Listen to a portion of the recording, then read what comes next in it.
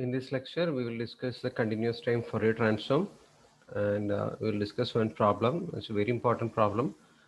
We'll find the Fourier transform of the signal x of t is equal to a rectangle t by t.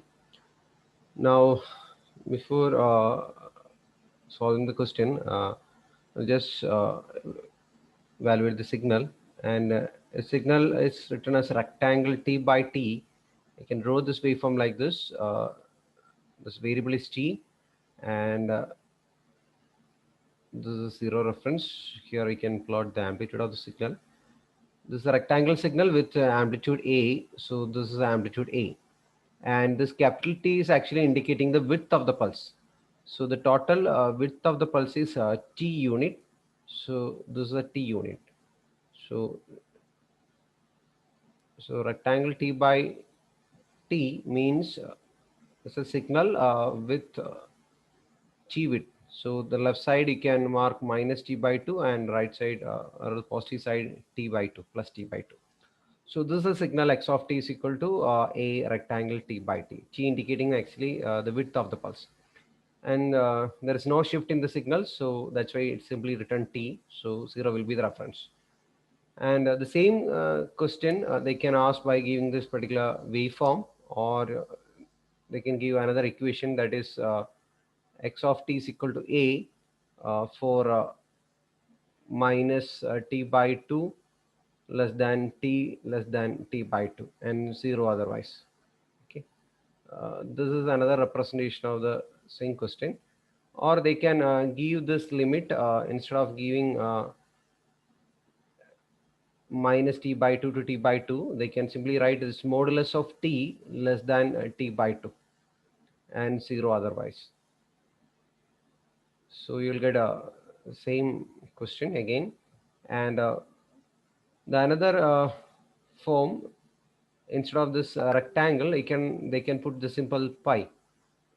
Okay, so x of t can be written as a into, so amplitude of the signal is a into pi of t by t.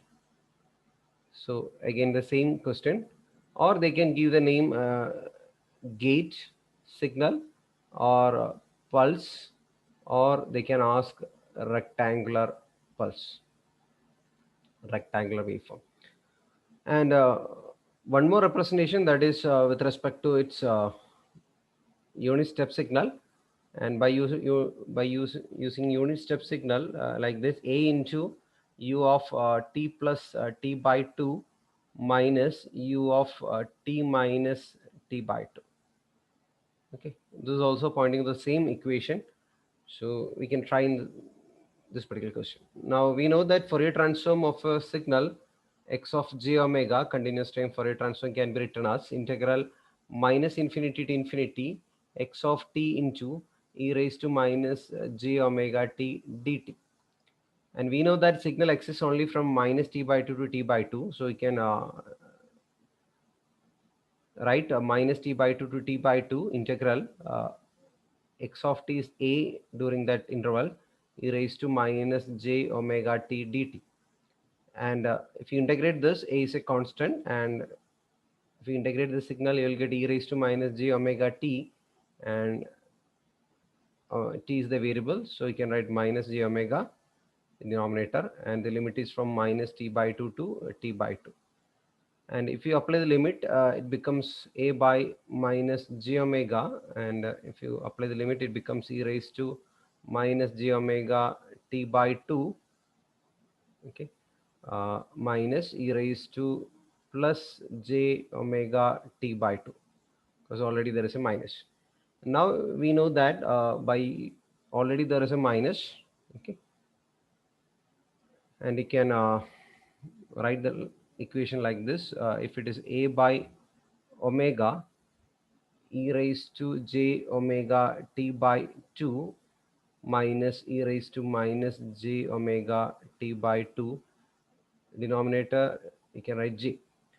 And if you compare with the standard equation of Euler's formula, sine theta can be written as e raised to j theta minus e raised to minus j theta by 2j. So if you write this exponential term in terms of sine, you need an extra 2 here. So to compensate that, we will put 2 at the numerator. So you can group this, and you can write 2a by omega sine omega t by 2. Now you can write this sine omega t by 2 by omega in terms of sinc. So sinc, again, there will be two representation. For example, sinc x is normally written as sine pi x by pi x. So this is a normal notation of sinc.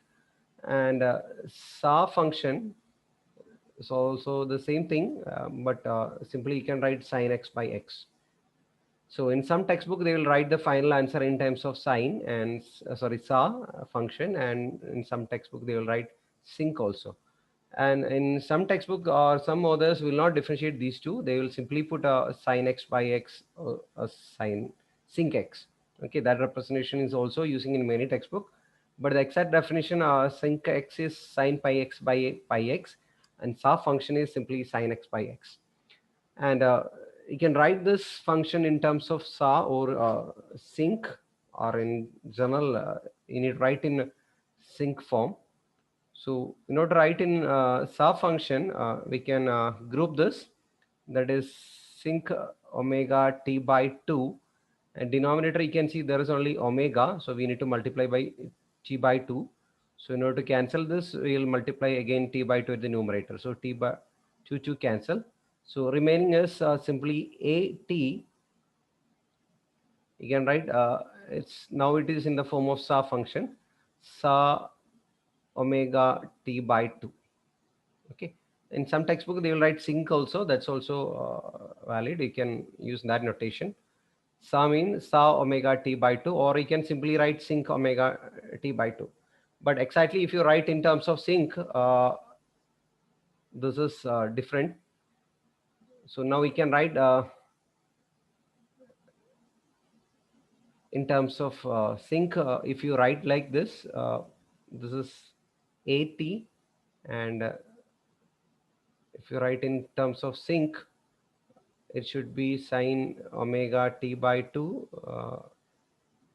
There's already omega t by 2. You can expand this omega, then it becomes at sine 2 pi f t by 2, and denominator again 2 pi f t by 2. So 2 cancels, so remaining is pi ft. So you can write this is simply at sinc uh, ft. Okay, so not sign, it's sinc. So you can use this notation at sinc ft, or you can use at sa omega t by 2. If you want to write, now we can see that this is in terms of f, and if you want to write it, this is in terms of omega, you should write like this, at sinc omega is 2 pi f, omega is 2 pi f, so f means it's omega by 2 pi, so you need to write omega t by 2 pi. Okay, so that's a notation. So all these equation pointing to the same thing. This is the exact notations of the Fourier transform of rectangle pulse, but in some textbook they will directly write sinc omega t by 2. So anyway, we need to write finally either in the form of sa, or in terms of sinc by using the variable f, or by using the variable omega. Okay, all these things represent the same thing. Anyway, we know the final equation, rectangle t by t, or a into rectangle t by t, and the continuous time Fourier transform of the signal becomes a t sa or sinc omega t by 2. Okay, so it's a very important result. So please remember this formula, or you can write in another representation, at sinc CTFT. That's also one common notation. Or you can write AT sync omega t by 2 pi. Okay, you can use all these representation according to the problem. Anyway, you need to by heart this equation, or you need to remember this. It's very important formula. It will be very useful for your communication theory when you study, or when you study digital communication, etc., or DSP, digital signal processing, etc. And we'll also discuss this property when you discuss the duality property, and at that time also we need this equation. And now we can think about the spectrum or the shape of the waveform. You can see that this is a real function. There is no imaginary term. It's simply sine by some omega term. And the sinc function, now we can plot the shape of the waveform. That is, this is the general shape of sinc or saw. Now I will plot the waveform for different signals.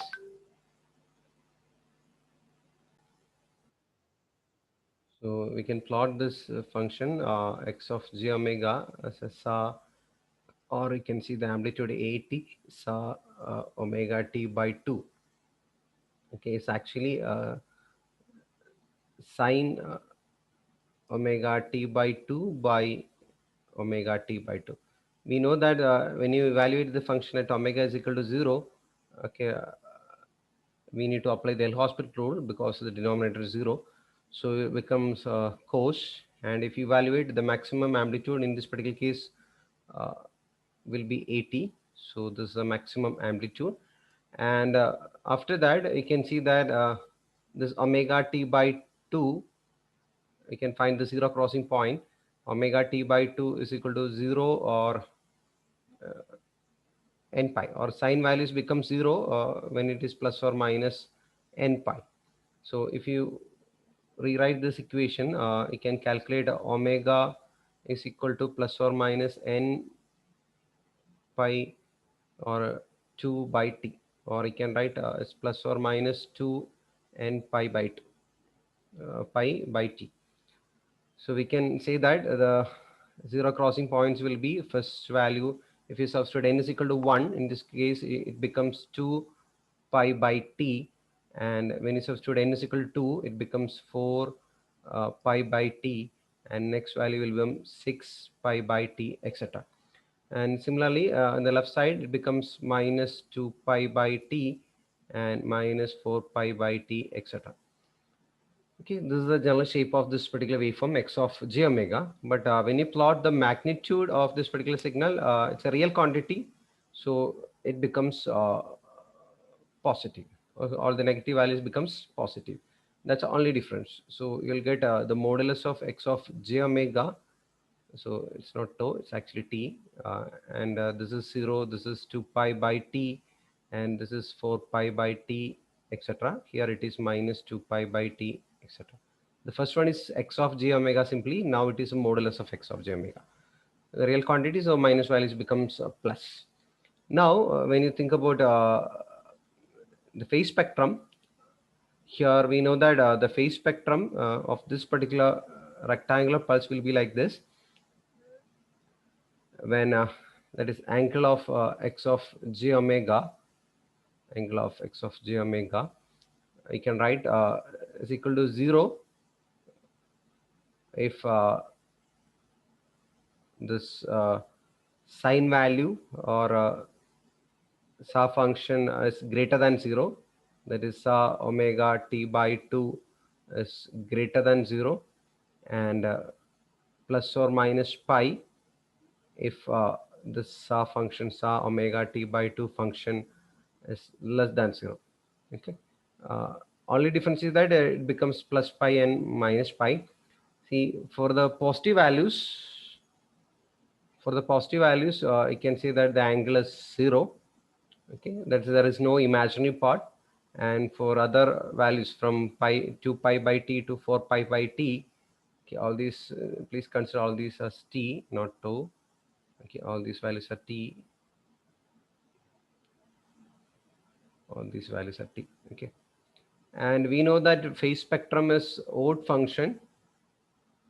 phase spectrum is an odd function, so definitely you will get just opposite. So if you get the positive side minus pi, then here you'll get plus pi. Okay, so this is a phase spectrum of rectangle pulse. Okay, this is a general equation to find the spectrum of rectangle pulse. You can use this particular equation. Okay, uh, and this is a spectrum, and the general shape of this function is a SA function or a sinc function. You can also plot in terms of f if you use this equation at sinc ft. You can equate this ft equal to plus or minus n pi, and for different values of f you can plot. Similarly, if you use the sinc this equation omega t by 2 pi, also you can plot the waveform. Okay, so this is a general shape. Thank you.